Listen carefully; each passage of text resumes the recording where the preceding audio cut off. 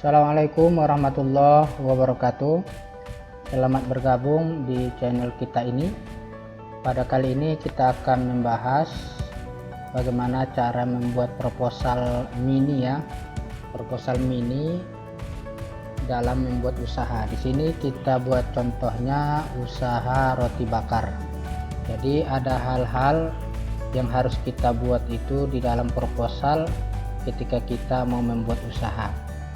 Pertama kita lihat itu apa nama usaha yang harus kita buat, bentuk usaha apa yang harus kita buat, ataupun usaha apa kira-kira yang akan kita buat, sehingga kedepannya nanti kita mempunyai planning mau menjadikan usaha ini seperti apa gitu.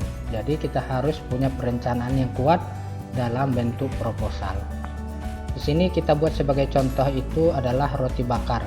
Roti bakar ini kita sudah ketahui bahwasanya dia sangat banyak masyarakat yang menggemarinya karena dari citra rasanya seperti halnya ada rasa keju, kacang dan lain-lainnya. Oke.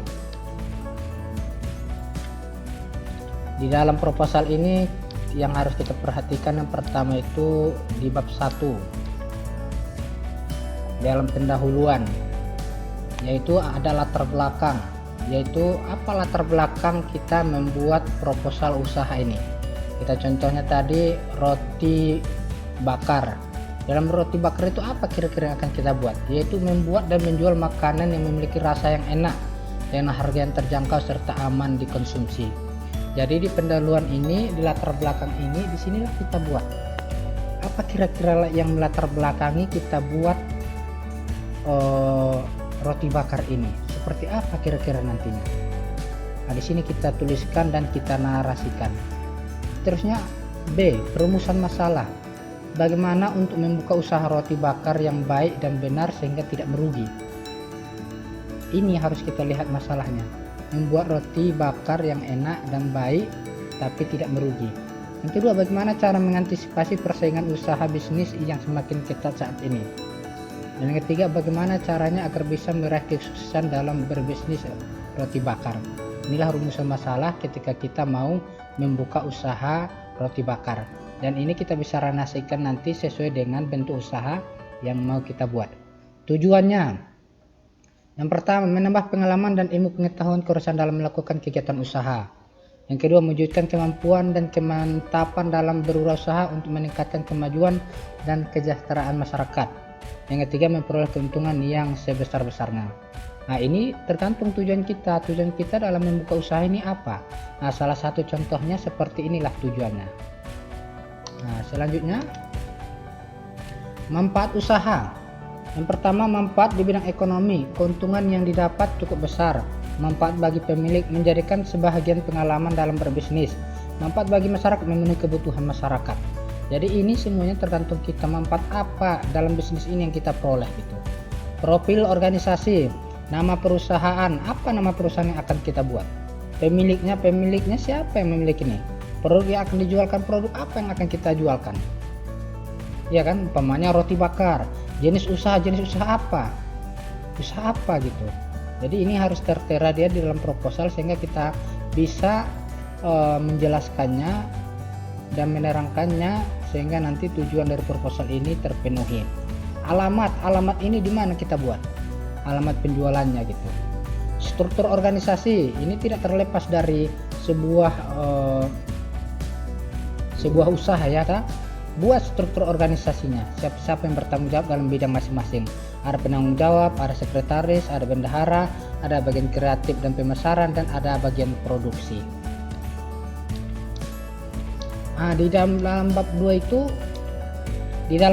itu terdapat produksi bisnis roti bakar dan analisis bisnis. Di sini kita melihat bagaimana memproduksinya dan bagaimana menganalisis bisnisnya.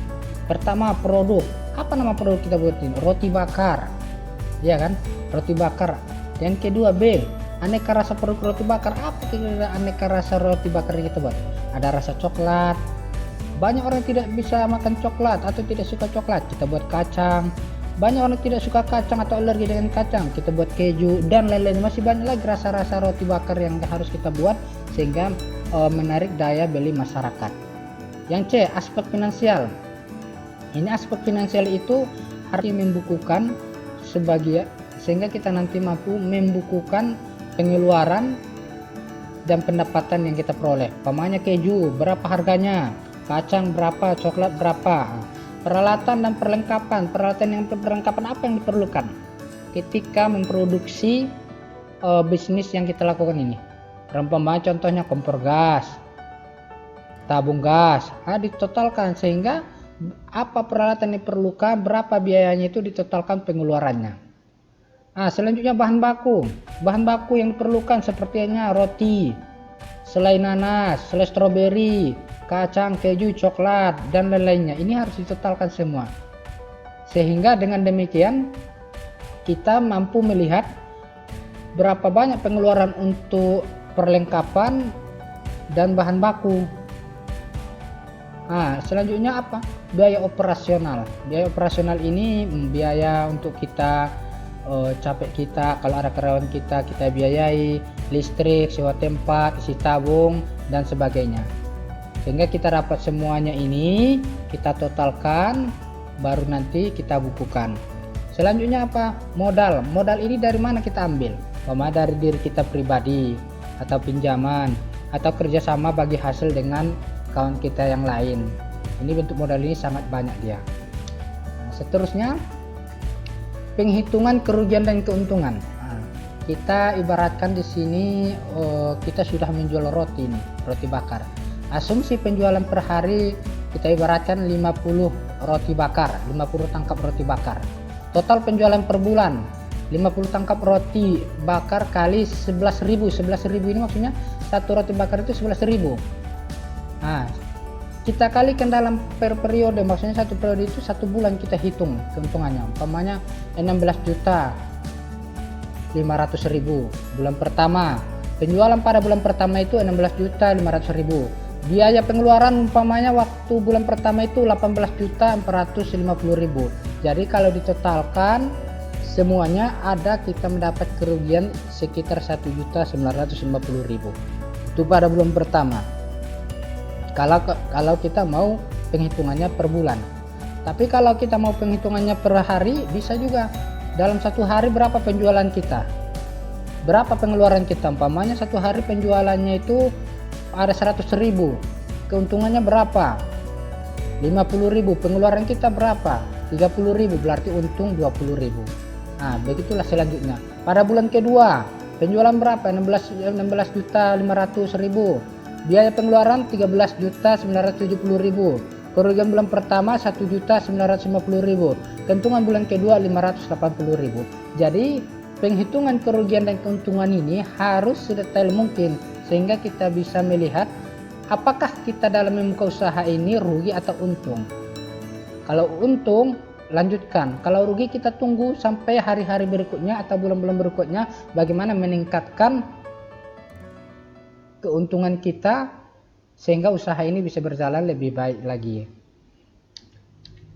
Selanjutnya di bab 3 itu ada namanya analisis SWOT. Ini kita melihat bagaimana kita harus mampu menganalisis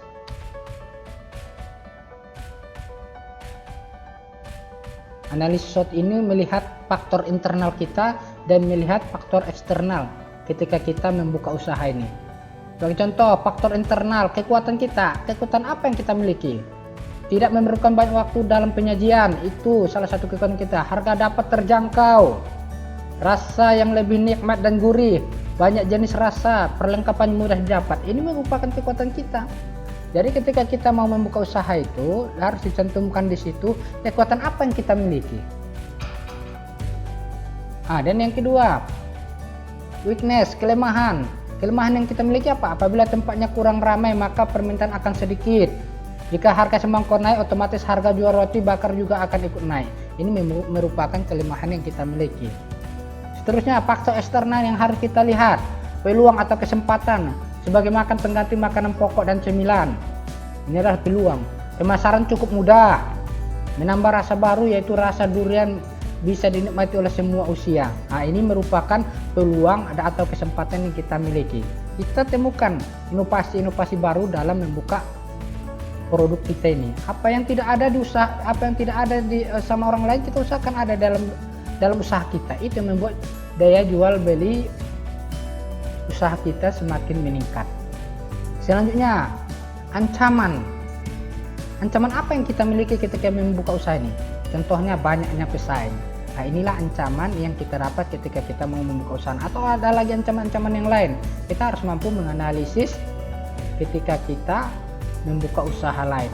Seperti hanya menggunakan analisis SWOT. Ini jangankan membuka usaha, dalam hal apapun kita harus mampu menganalisis diri kita dengan menggunakan salah satunya analisis SWOT. Nah, selanjutnya, bab yang kelima itu berisi analisis pasar dan pemasaran. Kita harus mampu menganalisis pasar dan pemasaran yang akan kita targetkan untuk menjual usaha kita itu. Pertama, analisis pasar. Target pasar, usaha ini berlokasi di tempat yang strategis, atau di pinggir jalan, atau di sekitar kampus, atau di sekitar perkantoran. Sasarannya apa? Sasaran pembeli semua kalangan masyarakat, karena ini roti bisa dimakan oleh semua kalangan, baik dia anak-anak, orang dewasa, dan orang tua bisa memakannya. Maka ini terjangkau ke semua lapisan masyarakat. Yang B, strategi pemasaran. Apa strategi yang harus kita buat? Umpamanya strategi dari mulut ke mulut, bercerita dengan teman-teman kita atau lembaga keluarga dan promosi usaha kita. Ini dari kawan kita dulu kita bangun, ya kan, pemasarannya seperti itu. Dengan menggunakan media, ya ini sangat, apalagi di zaman sekarang, di masa pandemi ini, orang sekarang berbondong-bondong menjual produknya itu tidak melalui toko lagi, menjualnya di Facebook, Twitter, blog dan sebagainya, dengan mudah dan biaya yang sangat minim gitu. Selanjutnya, promosi.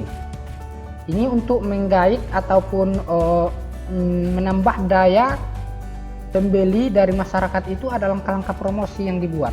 Salah satunya apa? Memberikan potongan harga. Apabila dia membeli 10 roti, kita potong berapa persen. Itu salah satu daya tarik, sehingga orang nantinya ketika mau membeli roti bakar, dia teringat sama kita, oh di satu gitu, sebagai gratisnya gitu. Atau kita buat setiap pembelian mendapatkan kupon. Kupon ini umpamanya tanda dia sudah membeli di tempat kita, sehingga ketika sudah terkumpul kuponnya ada 10 kupon, maka dia bisa mengambil gratis satu roti bakar. Nah, seperti itulah langkah-langkah promosi yang harus kita lakukan. Di bab 5, perencanaan bisnis. Di dalam perencanaan bisnis ada namanya metode pelaksanaan program bisnis ini. Metodenya apa? Pengumpulan data, mencatat semua jenis aktivitas dan kendala apa saja yang didapat menghambat kelancaran usaha. Jadi semua, mulai dari kita merintis usaha itu, mulai dari aktivitasnya sampai kendala apa yang kita temui, kita harus catat betul ya. Sehingga kita mampu menganalisis ataupun mengatasi kendala-kendala yang kita dapat dalam usaha tersebut. Survei bahan baku, menjalin kerjasama dengan salah satu pabrik roti maupun toko roti yang menjual bahan baku. Sosialisasi kepada masyarakat, memberi secara cuma-cuma kepada tetangga sekitar 5 atau sebagaimana. Ini strategi kita, ini perencanaan bisnis, supaya orang bisa mengenal usaha kita atau produk yang akan kita buat ini. Selanjutnya, pembagian hasil kerja.